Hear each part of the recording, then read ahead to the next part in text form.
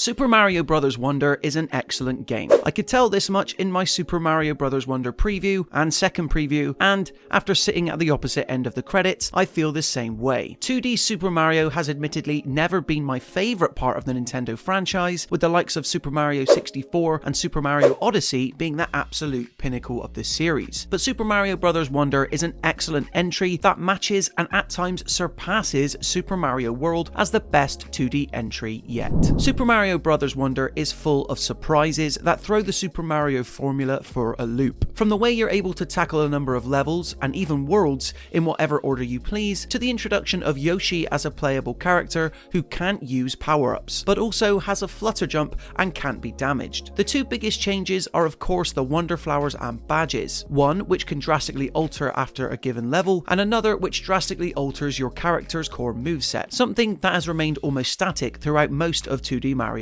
history. Visually, Super Mario Bros. Wonder is one of my favourite games of 2023. While not some technical showcase, which is to be expected on 6-year-old hardware, it's incredibly vibrant. All the characters and enemies are so expressive compared to their last appearance in New Super Mario Bros. U, even the likes of Nabbit, who literally doesn't have a visible face, has so much more personality. And not to give anything away, but the second level of the game had me smiling from ear to ear unlike any other game this year. It's rivaled only by Pikmin 4 on the charm front. Even the talking flowers, something I was admittedly worried about becoming annoying before playing the game, ended up landing with me more often than not. Super Mario Bros. Wonder is a game filled with so much attention to detail. Small touches like the enemies looking up as you're about to jump on them, or Koopas looking uneasy as a bouncy platform shoots them to the air, give the game so much life. There's small elements happening in the backgrounds of stages that I never even noticed until replaying them post-game. This extends to almost everything about the game. Mario and Luigi's jump sound effects are different than dainty characters like Nabbit and Toad, which also extends to what size your character is. The same goes for the music, which calms down if you stand still for a while, or becomes bassier once you pick up the elephant suit. It's small touches like this that enamored me over and over again throughout the majority of Super Mario Bros. Wonder's runtime. Thankfully, the gameplay in Super Mario Bros. Wonder is just as good as the animation. Like I said, the badges represent the biggest change to the 2D Mario gameplay formula in a long time, but that wouldn't really matter if the levels themselves weren't able to back it up. Design-wise, these levels are classic Mario. While the start of the game is a bit too easy at times, things ramp up over the course of the adventure, with the final level rivaling Super Mario 3D World's Champions Road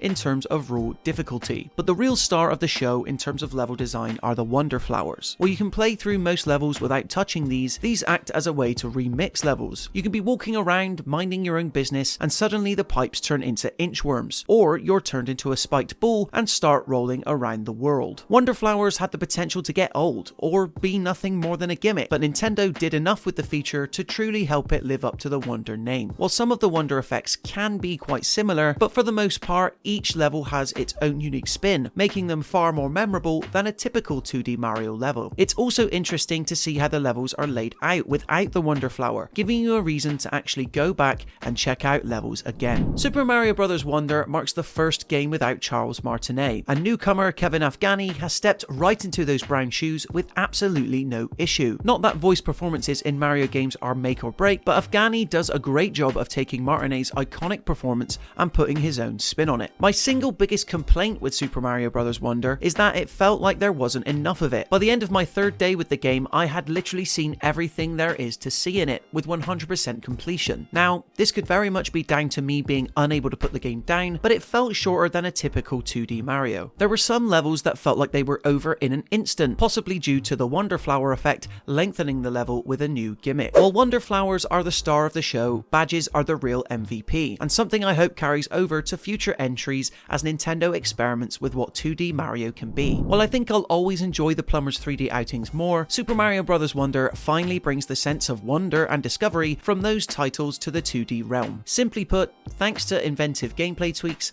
and the absolutely gorgeous visuals and animation, Super Mario Bros. Wonder is the best 2D Mario since the SNES era, and a strong contender for the best one yet. We give Super Mario Bros. Wonder a 5 out of 5. So there you have it guys, in terms of Scott McCree's full thoughts in his review for Super Mario Bros. Wonder. Do you plan on picking this one up? Be sure to let us know in the comment section below. And if you enjoyed this video, be sure to leave it a like, and remember to subscribe to the Mirror Gaming YouTube channel to enjoy even more videos like this in future. Until next time, thank you so much for watching, and I will see you in the next one.